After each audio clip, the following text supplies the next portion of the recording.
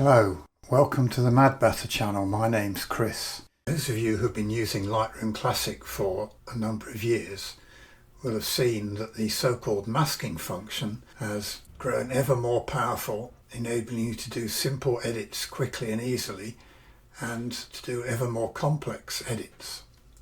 So I thought I'd do some videos on Lightroom Classic masking, showing you everything you need to know. We'll talk about what the different masks are, how you get to them. We'll talk about what masking actually is, what the different mask types are, how you can combine, add, subtract and intersect masks, and how to use the resulting masks in practical photo editing. I should add that the masking function in Lightroom, the cloud-based version, and in Adobe Camera Raw in Photoshop is virtually identical. A few differences in layout and different keyboard shortcuts. As navigating Lightroom using keyboard rather than clicking on a mouse is much more efficient and much quicker, along the way we're going to learn some of the important keyboard shortcuts which will hopefully improve your productivity. So, what is masking? It's really quite simple. When you make an adjustment to an image, by default, the adjustment applies equally to the whole image. What masking enables you to do is to apply a particular adjustment to only that part of the image you want it applied to. That's why, in my view, masking is such a misleading term. It really should be selections. If you know anything about Photoshop, when you apply a layer mask, you use it to hide bits of that layer. Whereas here with masking, what you're doing is selecting a part of the image to be edited. If you can recall, when they first introduced masking, all we had was a brush, and it wasn't known as a mask brush, it was known as a local adjustment brush, which is a much more appropriate term. So, having got that off my chest, we're now going to learn the first two important keyboard shortcuts. As you'll see along the top, Lightroom Classic is split into 7 different areas which have different functions. The two most important by far are Library and Develop. The Library is where you can see your images in this particular catalogue, and the Develop is where you apply the adjustments. Now, to get to the Develop module, all you need to do is press the D key. That's easy, D for development. I'll press the D key and here we are in the Develop module with all the adjustments available to us. To get back to the library, you do not press the L key. If you press the L key, you're enabling the lights out mode. The keyboard shortcut is G. Yes, I know, G for library. The way to remember it is, it's G for grid. So now we're back in the library module. So I'll press D again to get back to the develop module. So here we have a simple mid-grey image. Let's apply an adjustment to it. It doesn't really matter what it is. We can increase the exposure, cool the temperature off.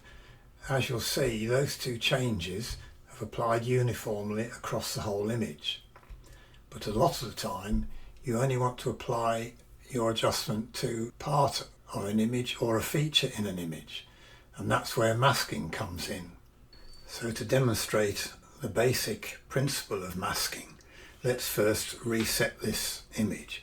You can either click on this reset button here or press Ctrl+Shift+R to its default position. Now, to get into masking, you need to click on this round circle here, but it's much quicker to use the keyboard shortcut of Shift+W. That opens up the masking panel. Now I won't go into this at this point. I'll just take a brush, which is the simplest masking tool you can have, and we'll just draw like that on the image. Now this here is the overlay, which shows you where you've made a mask. If you switch it off, obviously you can't tell where your masking is. So we can switch it on again, and you can choose any colour you want and any opacity. You can reduce the opacity or you can increase it. I've chosen this rather garish purple because that stands out on most images. If you choose green, blue or red, most images have some of that colour in them. You can see the standard colours here. So now this is the area we've masked, or really it's the area we've selected. So if we now make our adjustment, let's increase exposure, and we can also cool it off again as before, and there we are. All we've done is applied the adjustment to the area selected, or the masked area as Lightroom Classic calls it. Just a couple of other things about the masking overlay. You'll see I've deleted the mask. We'll go into that later. We'll take another brush. Again, I can click here, but it's much quicker to use the keyboard shortcut K. So hit the K key, make our adjustment. Now you'll see we can switch the overlay off and on. The shortcut for that is the letter O, on, off. And if it's on, you can also show it by hovering your cursor over the little pin, which is where you started to make the adjustment. The other thing to say, we'll switch the overlay on, is when you start to make an adjustment, the overlay automatically disappears, so you can see what your adjustment is. So again, I can now press the O key to bring back the overlay. So there we are, the very basics of what masking is.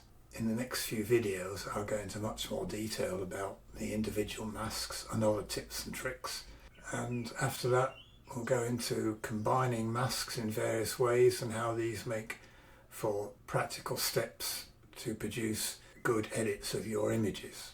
In the meantime, I hope you enjoyed this. If you did, perhaps you could subscribe and like, and in the comments suggest things that you might like me to cover in the next few videos. Many thanks.